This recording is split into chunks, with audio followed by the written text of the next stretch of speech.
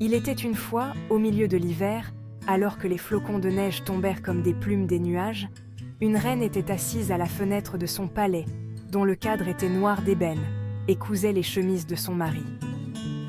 Tandis qu'elle regardait la neige, elle se piqua le doigt, et 3 gouttes de sang tombèrent sur la neige.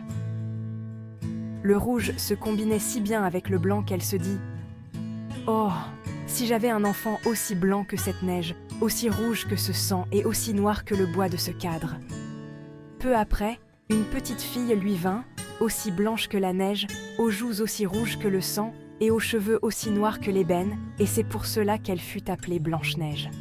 Et sa mère mourut en même temps. Environ 1 an après, le roi épousa une autre femme qui était très belle, mais si fière et si hautaine qu'elle ne pouvait supporter qu'une personne fût plus belle qu'elle. Elle possédait un miroir merveilleux, et lorsqu'elle se mit devant lui, elle dit « Miroir, miroir sur le mur, qui est la plus belle d'entre nous ?»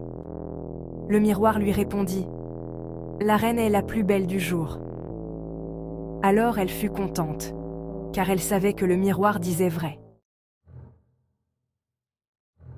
Mais la petite Blanche-Neige grandit et devint de plus en plus jolie.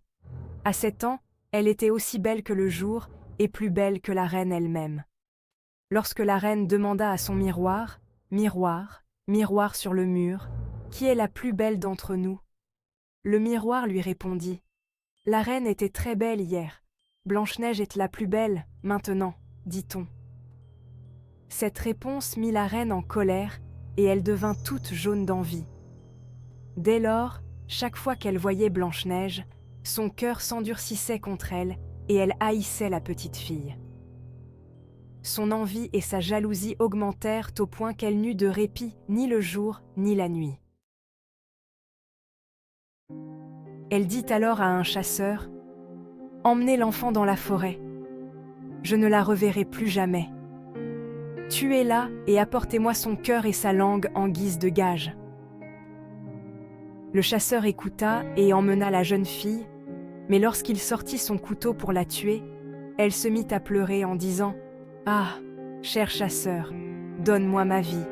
Je vais fuir dans la forêt sauvage et ne plus jamais revenir à la maison. » Ce discours attendrit le cœur du chasseur, et sa beauté le toucha tellement qu'il eut pitié d'elle et dit « Alors, sauve-toi, pauvre enfant. » Mais il se dit en lui-même « Les bêtes sauvages vont bientôt te dévorer. » Il se sentit néanmoins comme si une pierre s'était ôtée de son cœur, car il n'était pas responsable de la mort de la jeune fille. Juste à ce moment, un jeune sanglier arriva en rugissant, et dès qu'il eut posé les yeux sur lui, le chasseur le saisit, le tua, prit sa langue et son cœur, et les apporta à la reine, en témoignage de son exploit. Mais la pauvre petite Blanche-Neige se retrouva seule et sans mère. Elle était accablée de chagrin. Elle était ébahie par la vue de tant d'arbres et ne savait plus où se tourner. Elle courut si fort que ses pieds refusèrent d'aller plus loin. Comme la nuit commençait à tomber, elle aperçut une petite maison et entra pour se reposer. Dans cette maisonnette, tout était très petit, mais très propre et élégant. Au milieu se trouvait une petite table recouverte d'une nappe blanche et sur laquelle étaient reposées 7 petites assiettes, chacune avec une cuillère, un couteau et une fourchette, ainsi que 7 petites tasses. Contre le mur étaient disposés 7 petits lits, chacun recouvert de draps blancs comme neige. La petite Blanche-Neige, qui avait faim et soif, mangea un petit morceau de porridge dans chaque assiette et but 1 ou 2 gouttes de vin dans chaque tasse, car elle ne voulait pas prendre toute la part de qui que ce soit. Après cela, comme elle était si fatiguée, elle s'étendit sur un lit, mais il ne lui convenait pas. Elle en essaya un autre, mais il était trop long. Un 4e était trop court, un 5e trop dur. Mais le 7e lui convenait parfaitement. Elle s'y blottit et s'endormit, après avoir récité ses prières comme d'habitude. Quand la nuit fut tout à fait tombée, les propriétaires de la maisonnette rentrèrent, 7 nains qui cherchèrent de l'or et de l'argent dans les montagnes. Ils allumèrent d'abord 7 petites lampes et virent tout de suite que quelqu'un était entré, car tout n'était pas dans l'ordre où il l'avait laissé. Le premier demanda « Qui s'est assis sur ma chaise ?» Le deuxième « Qui a mangé dans mon assiette ?» Le troisième dit « Qui a grignoté mon pain ?» Le quatrième « Qui a mangé mon porridge ?» Le cinquième « Qui a touché à ma fourchette ?» Le sixième grommela « Qui a coupé avec mon couteau ?» Le septième dit « Qui a bu dans ma tasse ?» Alors le premier petit homme se retourna et se mit à demander « Qui est couché sur mon lit ?» demanda-t-il, car il voyait que les draps étaient en désordre. À ces mots, les autres arrivèrent et, regardant leur lit, s'écrièrent aussi « Quelqu'un est couché sur nos lits !» Mais le septième petit homme courut vers le sien et vit Blanche-Neige qui dormait dans son lit. Il appela alors ses compagnons qui poussèrent des cris d'étonnement et élevèrent en leurs 7 lampes de telle sorte que la lumière tomba sur la petite fille. « Ô ciel! Ô ciel !» dirent-ils. « Quelle beauté !» Et ils furent si heureux qu'ils ne voulurent pas la réveiller, mais la laissèrent dormir. Le septième nain, dans le lit duquel elle était, dormit avec chacun de ses compagnons 1 heure et passa ainsi la nuit.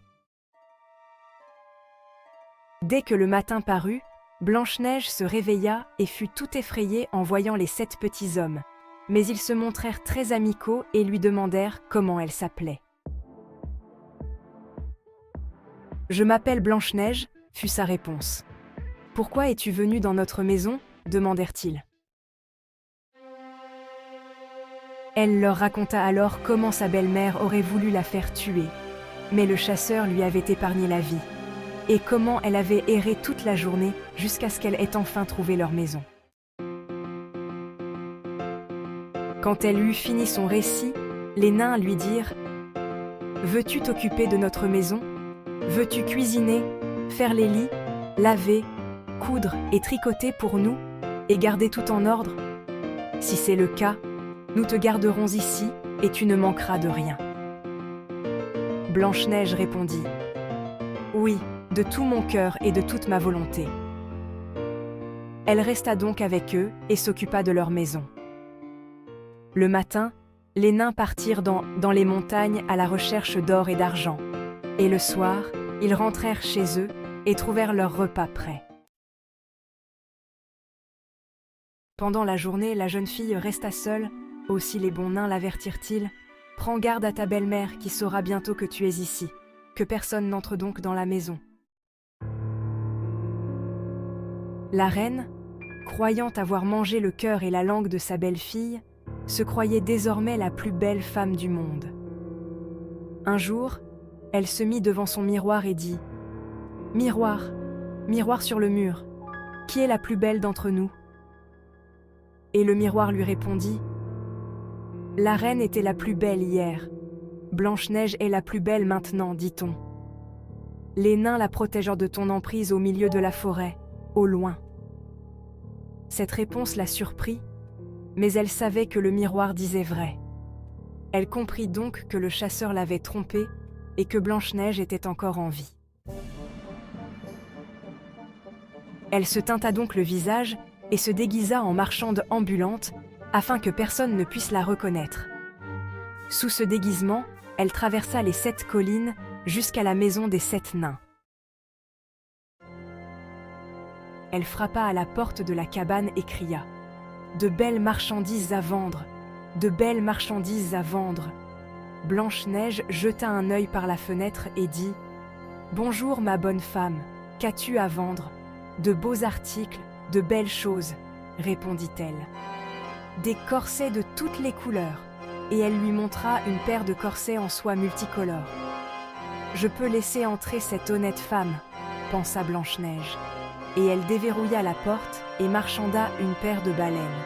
« Tu ne peux pas imaginer, ma chère, comme elles te vont !» s'écria la vieille femme. « Viens, laisse-moi te les lasser. » Blanche-Neige ne se doutait de rien et la laissait faire. Mais la vieille lança si vite et si fort ses lacets qu'elle en perdit tout souffle et qu'elle tomba comme morte. « Maintenant, » pensa la vieille en s'éloignant précipitamment, « maintenant, je suis de nouveau la plus belle de toutes. » À la tombée de la nuit, peu de temps après son départ, les 7 nains rentrèrent à la maison et furent très effrayés de voir leur chère petite servante étendue sur le sol, immobile et ne respirant plus, comme si elle était morte. Ils la relevèrent et, voyant qu'elle était trop serrée, ils coupèrent les baleines en morceaux.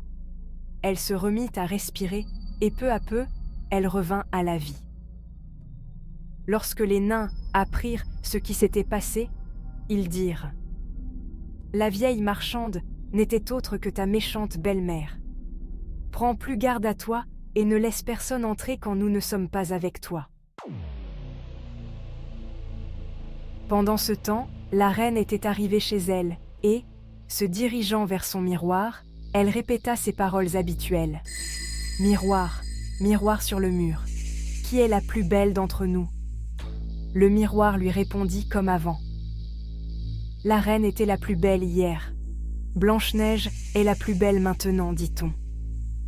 Les nains la protègent de ton emprise au milieu de la forêt, au loin. » Dès qu'elle eut fini, tout son sang afflua dans son cœur, car elle était si furieuse d'apprendre que Blanche-Neige était encore en vie. « Mais maintenant, se dit-elle, je vais faire quelque chose qui la détruira complètement. » En disant cela, elle fabriqua un peigne empoisonné par des moyens qu'elle connaissait, puis, se déguisant, elle prit la forme d'une vieille veuve. Elle traversa les 7 collines jusqu'à la maison des 7 nains, frappa à la porte et s'écria « De bonnes marchandises à vendre aujourd'hui !» Blanche-Neige jeta un œil dehors et dit « Tu dois aller plus loin, car je n'ose pas te laisser entrer. Mais tu peux regarder encore, » dit la vieille femme en tirant son peigne empoisonné et en le tenant en l'air. Cette vue plut tellement à la jeune fille qu'elle se laissa convaincre et ouvrit la porte. Dès qu'elle eut acheté quelque chose, la vieille femme dit « Laisse-moi te peigner correctement une fois de plus », et Blanche-Neige accepta. Mais à peine le peigne fut-il passé dans les cheveux que le poison commença à agir et la jeune fille tomba sans connaissance. « Toi, modèle de beauté !» s'écria la méchante reine. « Tout est fini pour toi. » Et en disant cela, elle partit. Heureusement, le soir arriva bientôt et les 7 nains revinrent. Dès qu'ils virent Blanche-Neige étendue comme morte sur le sol, ils soupçonnèrent la reine et, ayant découvert le peigne empoisonné, ils le retirèrent aussitôt. La jeune fille se réveilla bientôt et leur raconta tout ce qui s'était passé. Ils la mirent donc de nouveau en garde contre la méchante marâtre et lui recommandèrent de n'ouvrir la porte à personne. Pendant ce temps, la reine, en rentrant chez elle, avait de nouveau consulté son miroir et reçu la même réponse que les 2 fois précédentes. Elle tremblait de rage et de jalousie et jura que Blanche-Neige mourrait si elle devait en perdre la vie. Elle entra alors dans une chambre secrète et intérieure où personne ne pouvait entrer et confectionna une pomme avec le poison le plus profond et le plus subtil. Extérieurement, elle avait l'air assez belle et ses joues roses faisaient saliver quiconque la regardait. Mais quiconque en mangeait le moindre morceau mourrait à coup sûr. Dès que la pomme fut prête, la reine se teinta de nouveau le visage et s'habilla comme une femme de paysan, puis elle traversa les 7 montagnes jusqu'à la maison des 7 nains. Elle frappa à la porte et Blanche-Neige tendit la tête et dit « Je n'ose laisser entrer personne, les 7 nains me l'ont interdit. »« C'est dur pour moi, dit la vieille, car je dois reprendre mes pommes. Mais il y en a une que je vais te donner. »« Non, répondit Blanche-Neige. Non, je n'ose pas le prendre. »« Comment ? Tu as peur ?» s'écria la vieille. « Tiens, je vais couper la pomme en 2. Mange les joues rouges, et moi, je mangerai le trognon. » La pomme était si bien faite que seules les joues rouges étaient empoisonnées. Blanche-Neige désirait ardemment la belle pomme, et quand elle vit la vieille manger le trognon, elle ne put plus résister. Elle tendit la main et prit la partie empoisonnée. À peine eut-elle mis un morceau dans sa bouche qu'elle tomba morte sur le sol. Alors la reine, la regardant avec des yeux brillants et riant amèrement, s'écria « Blanche comme la neige, rouge comme le sang, noir comme l'ébène. Cette fois, les nains ne peuvent pas te réveiller. Quand elle arriva à la maison et consulta son miroir, « Miroir, miroir sur le mur, qui est la plus belle d'entre nous ?» Le miroir lui répondit, « La reine est la plus belle du jour. » Alors son cœur envieux se reposa, aussi paisiblement qu'un cœur envieux peut se reposer. Quand les petits nains rentrèrent à la maison le soir, ils trouvèrent que Blanche-Neige étendue sur le sol, et il ne semblait plus y avoir de vie dans son corps. Elle semblait tout à fait morte. Ils la relevèrent et cherchèrent s'ils pouvaient trouver quelque chose de venimeux. Ils lui détachèrent les lacets, lui démêlèrent même les cheveux et la lavèrent à l'eau et au vin. Mais rien n'y fit, la chère enfant était bel et bien morte. Ils la déposèrent ensuite sur un cercueil, et tous les 7 se mirent autour de lui, pleurant sans cesse pendant 3 jours. Ils se préparèrent ensuite à l'enterrer. Mais elle avait encore l'air fraîche et vivante, et même ses joues rouges ne l'avaient pas abandonnée. Ils se dirent alors entre eux, « Nous ne pouvons pas l'enterrer dans cette terre noire. » Ils firent alors fabriquer une boîte de verre. On pouvait voir le corps de tous les côtés, et les nains y écrivirent son nom en lettres d'or, disant qu'elle était la fille d'un roi. Ils posèrent alors la boîte de verre sur le rebord d'un rocher, et l'un d'eux restait toujours à côté pour veiller. Les oiseaux eux-mêmes se lamentèrent sur la perte de Blanche-Neige, d'abord un hibou, puis un corbeau, et enfin une colombe. Blanche-Neige resta longtemps paisiblement couchée dans sa housse, sans changer d'aspect, mais semblait seulement endormie, car elle était toujours blanche comme la neige, rouge comme le sang et noire comme l'ébène. Il arriva qu'un fils de roi, qui voyageait dans la forêt, vint passer la nuit chez les nains. Il vit bientôt la vitrine sur le rocher et la belle jeune fille couchée à l'intérieur, et il lut aussi l'inscription dorée. Après l'avoir examinée, il dit aux nains, « Laissez-moi cet étui, et je vous en paierai le prix que vous voudrez. » Mais les nains répondirent, « Nous ne le vendrons pas pour tout l'or du monde. »« Alors donnez-la-moi, » dit le prince, « car je ne peux pas vivre sans Blanche-Neige. Je l'honorerai et la protégerai toute ma vie. » Quand les nains virent qu'il était si sérieux, ils eurent pitié de lui et lui donnèrent enfin la boîte, que le prince ordonna de porter sur les épaules de ses serviteurs. Il arriva alors qu'ils trébuchèrent sur une ornière et, sous le choc, le morceau de pomme empoisonné qui se trouvait dans la bouche de Blanche-Neige tomba. Bientôt, elle ouvrit les yeux et souleva le couvercle de la boîte en verre, se leva et demanda « Où suis-je » Le prince répondit avec joie « Tu es en sécurité avec moi. » Il lui raconta ce qu'elle avait souffert et comment il la préférait à aucune autre pour épouse. Il lui demanda de l'accompagner au château du roi son père. Blanche-Neige accepta et, lorsqu'ils arrivèrent là-bas, ils se marièrent avec beaucoup de faste et de magnificence. La belle-mère de Blanche-Neige fut également invitée au mariage, et lorsqu'elle fut habillée de tous ses plus beaux atours pour y aller, elle se plaça d'abord devant son miroir et demanda « Miroir, miroir sur le mur, qui est la plus belle d'entre nous ?» Et le miroir lui répondit « La reine était la plus belle hier, la fiancée du prince l'est maintenant, dit-on. » À ces mots, la reine fut furieuse et si humiliée qu'elle ne savait que faire.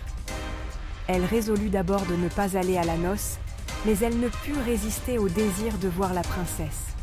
Elle y alla donc, mais dès qu'elle vit la mariée, elle reconnut Blanche-Neige et fut si effrayée de colère et de stupeur qu'elle se précipita hors du château, et on n'entendit plus jamais parler d'elle.